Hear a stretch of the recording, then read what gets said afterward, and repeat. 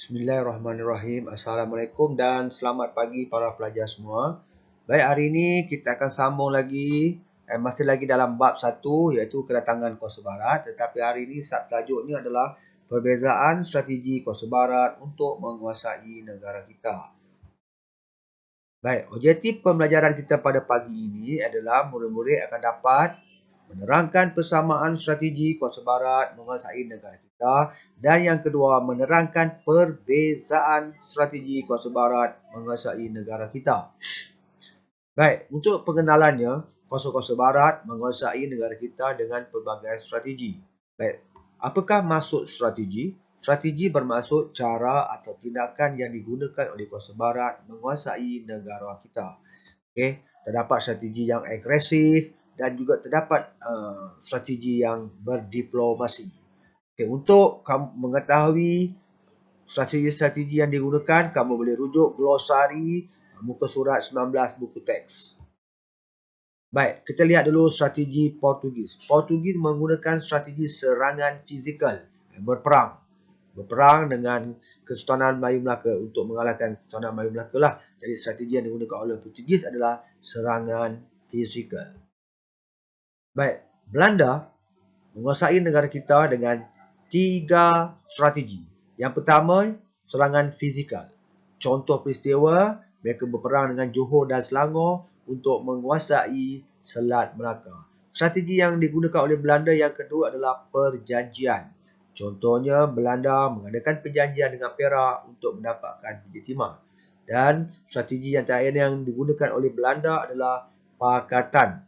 Contohnya, Belanda telah berpakat dengan Johor untuk mengalahkan Portugis di Melaka. So, strategi Belanda ada 3, murid, serangan fizikal, perjanjian dan pakatan. Okey, untuk strategi British menguasai negara kita, terdapat 7. Jadi yang pertama, mereka menggunakan strategi manipulasi. Contohnya menggunakan isu perebutan tata di Perak untuk campur tangan di Perak. Yang kedua, menggunakan strategi tipu hela.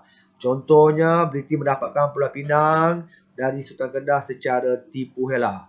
Seterusnya, strategi yang digunakan oleh British adalah pakatan. Okay, mereka telah berpakat dengan Belanda untuk menguasai Melaka. Okay, yang keempat, British menggunakan strategi urutan, membuat urutan terhadap Sultan Selangor untuk menerima residen British di Selangor. Okay, yang kelima, British menggunakan strategi perjanjian. Contoh peristiwa adalah Sultan Brunei terpaksa menandatangani perjanjian mengiktiraf James Brooke sebagai Raja Sarawak. Okay, yang keenam, strategi yang digunakan oleh British adalah secara strategi pajakan. Contohnya, Sabah diserahkan kepada SBUB secara pajakan. Dan akhir sekali, strategi yang digunakan oleh British adalah melalui serangan fizikal. Contohnya, British telah menyerang Nanning untuk menguasai Nanning. Okey, jadi kesimpulannya murid-murid, Belanda terdapat 3 strategi, British terdapat 7 strategi untuk menguasai negara kita, dan persamaan antara Belanda dan British adalah serangan fizikal, perjanjian dan pakatan. Manakala perbezaan strategi Belanda dan British adalah manipulasi, urutan, tipu hela dan pajakan. Okay, sekian untuk hari ini. Kita akan jumpa lagi pada pembelajaran yang berikutnya. Sekian.